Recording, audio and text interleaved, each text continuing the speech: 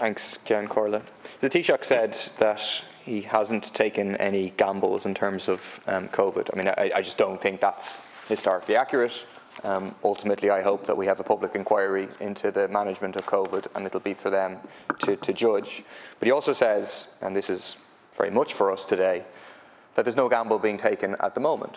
I mean, there's a gamble, or you can use a different word, a choice, or whatever, being made. It's clear that you accept that there is a problem, one, with the threat of the Delta variant becoming dominant here, two, that our quarantine regime for those coming from England, Scotland and Wales has been inadequate, and therefore the government is changing the nature of that.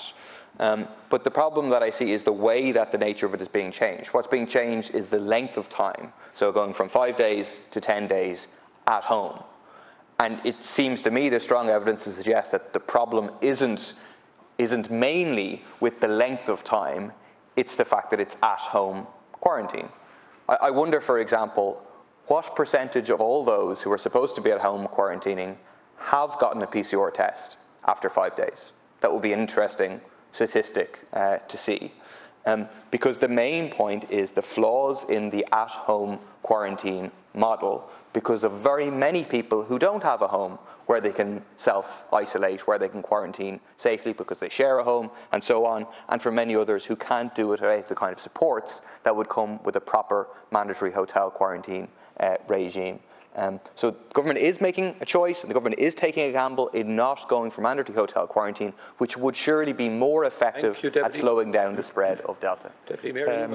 Deputy Murphy raised, again, he said it's only a matter of words, gamble or choice. There's a fundamental difference between taking a gamble and taking a choice. Very fundamental difference. I just want to say very emphatically, I don't gamble with people's lives, and I don't gamble with people's health.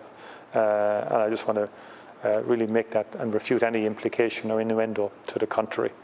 And again, the mandatory hotel quarantining has worked, that we've introduced in terms of protecting public health. I think it's about 2.7% positivity in those who've come through mandatory hotel quarantining.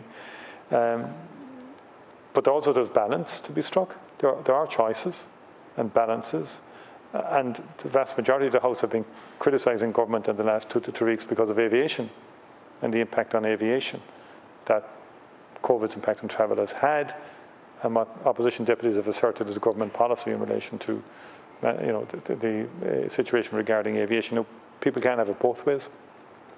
And there's a balance to be struck too, also in making sure that we have some semblance of an aviation sector when COVID is over and as we emerge from COVID. And I just put that out there. It's something that we need to consider. And we have funded and provided a whole lot of relief resources to airlines and to the airports. But notwithstanding that, it's having an impact across Europe, and it's having an impact here as well. And as a small open society, we do depend a lot on international connectivity. But that said, if we've acted in accordance with the advice so far. And the advice we received in respect of the decisions we've taken for June and July is that those measures are low to medium risk. And that's the advice that we've received. And again, the figures so far, since May, we've been improving on a consistent basis now in relation to managing the virus, managing the disease spread. That said, we are very mindful of the dangers of the Delta variant. And certainly won't be slow to act. Thank you, Taoiseach. We need to move to question 9.